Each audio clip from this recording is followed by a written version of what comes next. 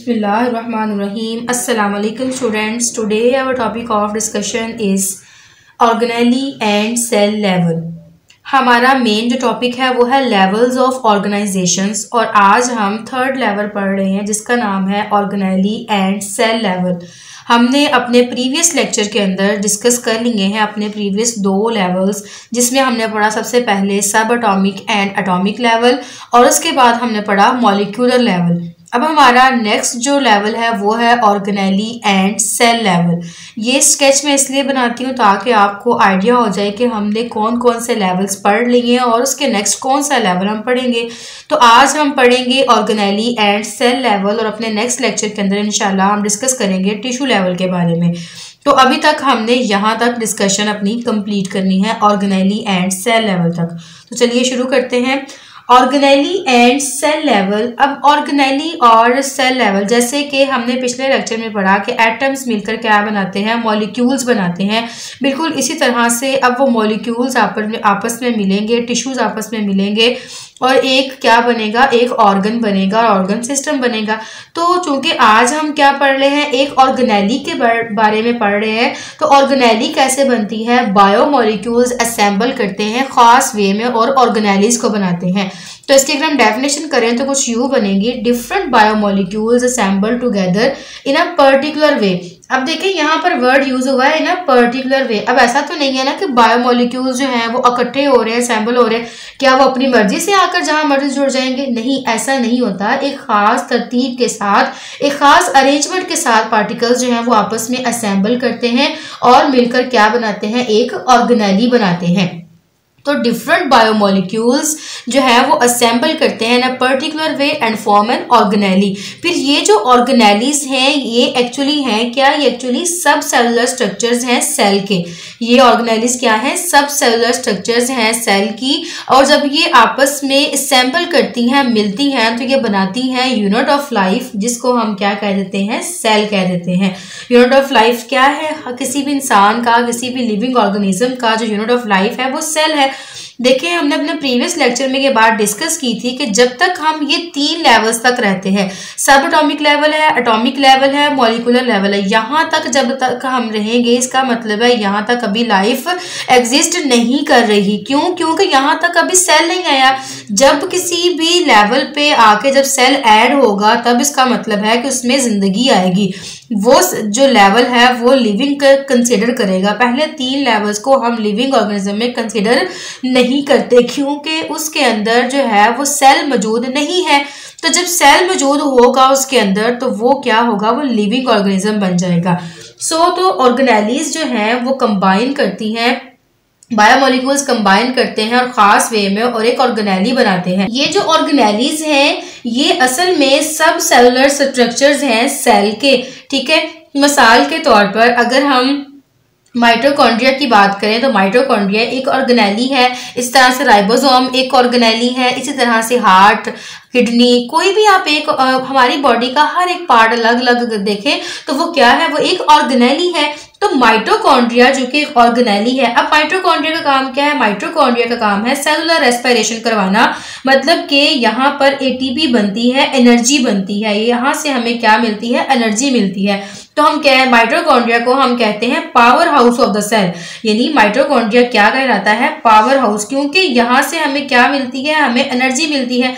बिल्कुल उसी तरह जिस तरह से हमारे पास एक इलेक्ट्रिक जहाँ से हमें इलेक्ट्रिसिटी प्रोवाइड की जाती है, जिसे हम ग्रिड कहते हैं, ग्रिड स्टेशन कहते हैं, जहाँ से पूरी सिटी को, पूरे डिस्ट्रिक्ट को जो है वो इलेक्ट्रिसिटी प्रोवाइड की जाती है। बिल्कुल इसी तरह से माइटोकॉन्ड्रिया क्या है, आप कह सकते हैं कि ये एक इलेक्ट्रिक ग्रिड की तरह ही होता है। यहाँ से हमें एटीपी मिलती है और ये एटीपी जो है वो हमें एनर्जी फ्राहम करती है जो कि हमारी पूरी बॉडी में सप्लाई की जाती है। तो हम कह सकते हैं जो माइटोकॉन्ड्रिया है वो सेलुलर रेस्पिरेशन करवाता है। तो इसी तरह से राइबोसोम की बात करें तो राइबोसोम क्या है, वो प्रोटीन सिंथेसिस करते हैं, मतलब कि जो पूरी बॉडी में जो प्रोटीन हमें चाहिए वो कौन बना रहा है, वो हमारा राइबोसोम बना रहा है। अब राइबोसोम के अंदर प्रोटीन की सिंथेसिस हो रही है। प्रोटीन डिफरेंट टाइप की हो सकती है। मिसाल के तौर पर अगर आप अपने नाखूनों में देखें, आप अपने नेल्स में देखें, अपने हेयर्स में देखें, इसी तरह से जो प्रोटीन है वो डिफरेंट तरह पे डिफरेंट लेवल्स पे डिफरेंट प्रोटीन्स है। नेल्स और हेयर्स में एक प्रोटीन पाई जाती है जिसको हम केराटिन प्रोटीन का नाम देते हैं। केराटिन प्रोटीन जो है वो हमारे नेल्स में और हमारी हेयर्स में पाई जाती है। तो राइबोसोम का काम क्या है? प्रोटीन बनाना, जिसको हम प्रोटीन फैक्ट्री का नाम भी देते हैं। तो मुख्तलिफ ऑर्गेनेलीज असेंबल करती हैं आपस में और एक यूनिट ऑफ लाइफ बना देती हैं जिसको हम सेल का नाम देते हैं। अब यहाँ पर जो मेन इंपॉर्टेंट बात है करने की वो ये है division of labour. Division of labour का क्या मतलब है कि मिसाल के तौर पर आपके पास एक फैक्ट्री है, एक फैक्ट्री के अंदर बहुत सारे मजदूर काम कर रहे हैं। अब ऐसा तो नहीं है ना कि एक फैक्ट्री सिर्फ एक ही शख्स चला रहा होगा। अब जो वो एक फैक्ट्री है उसके अंदर बहुत ज्यादा मिकदार में जो मजदूर हैं वो काम कर रहे होते हैं और हर मजदूर का काम डिफरेंट है। मिसाल के तौर पर जो नंबर 1 यूनिट में होगा उसका डिफरेंट काम होगा, नंबर 2 यूनिट में उसका डिफरेंट है, 3 में डिफरेंट है। तो जिस तरह से फैक्ट्रीज के अंदर भी यूनिट्स बने होते हैं, इसी तरह से हमारी बॉडी के अंदर भी डिफरेंट यूनिट्स हैं, डिफरेंट ऑर्गेनेलीज हैं जिनका स्पेसिफिक काम है। कोई भी ऑर्गेनेली दूसरी ऑर्गेनेली का काम नहीं कर सकती। तो जिस तरह से एक फैक्ट्री के अंदर डिफरेंट तरह के मजदूर लगे होते हैं और मुख्तलिफ मजदूरों का काम मुख्तलिफ होता है, लेकिन जब वहां से प्रोडक्ट बन के बाहर निकलती है, फॉर एग्जाम्पल वो कॉटन की फैक्ट्री है, फॉर एग्जाम्पल वो शुगर की फैक्ट्री है, वहां से जब कॉटन या शुगर बनकर बाहर निकलेगी तो वहां ये नहीं कहा जाएगा कि फलां यूनिट में ये काम हुआ, फलां में प्रोसेसिंग का काम किया गया, फलां में जो है वो इस तरह से ये काम हुआ। वहां जस्ट ये कहा जाएगा कि भाई ये एक शुगर की फैक्ट्री है या ये एक कॉटन की फैक्ट्री है। ओवरऑल मजदूरों ने जितना भी काम किया वो सबका मिलकर प्रोडक्ट तो एक ही बननी है ना, तो वहां से एक प्रोडक्ट बनेगी और पूरी फैक्ट्री से बाहर निकलेगी। तो बिल्कुल इसी तरह से इंसानी जिस्म के अंदर भी हर एक ऑर्गेनेली का अपना एक स्पेसिफिक काम है। अब माइटोकॉन्ड्रिया का काम चूंकि सप्लाई करना है एटीपी, एनर्जी फ्राहम करना है, तो राइबोसोम का काम प्रोटीन फैक्ट्री है, मतलब प्रोटीन तैयार करना। अब ऐसा तो नहीं है ना कि राइबोसोम कह दे कि भाई माइटोकॉन्ड्रिया को तुम मेरी ऐसा करो प्रोटीन बना दो तो मैं तुम्हारी जो है वो एटीपी बना देता हूँ। ऐसा कभी भी नहीं होता। हर ऑर्गेनिज्म के अंदर हर ऑर्गेनेली जो है वो अपना स्पेसिफिक काम करती है। कोई ऑर्गेनेली दूसरी ऑर्गेनेली की हेल्प नहीं करती, कोई ऑर्गेनेली दूसरी ऑर्गेनेली की जो है वो अल्टरनेट प्रोडक्ट नहीं बना सकती। जो काम जिसके जिम्मे है उसने इसी ने ही करना है। तो इस चीज को हम कहते हैं डिवीजन ऑफ लेबर, मतलब कि हर काम हर एक ऑर्गेनेली को असाइन कर दिया गया है और वो काम उसी ऑर्गेनेली ने करना है, कोई दूसरी ऑर्गेनेली वो काम नहीं कर सकती। उसके बाद अगर बात की जाए टाइप्स की, तो टाइप्स ऑफ ऑर्गेनेलीज में क्या है? प्रोकैरियोटिक और यूकैरियोटिक। दो तरह की हमारे पास ऑर्गेनेलीज होती हैं, एक होती है यूकैरियोटिक और एक होती है प्रोकैरियोटिक। प्रो का मतलब होता है बिफोर, ठीक है। प्रो का मतलब क्या है? बिफोर। बिफोर का मतलब क्या है? बिफोर न्यूक्लियस, मतलब न्यूक्लियस बनने से पहले। और यू का मतलब होता है ट्रू। यू का मतलब क्या होता है? ट्रू। तो प्रो जैसे कि वर्ड से जाहिर हो रहा है, प्रो का मतलब है बिफोर, तो आपने कहना है बिफोर न्यूक्लियस से याद रख लें।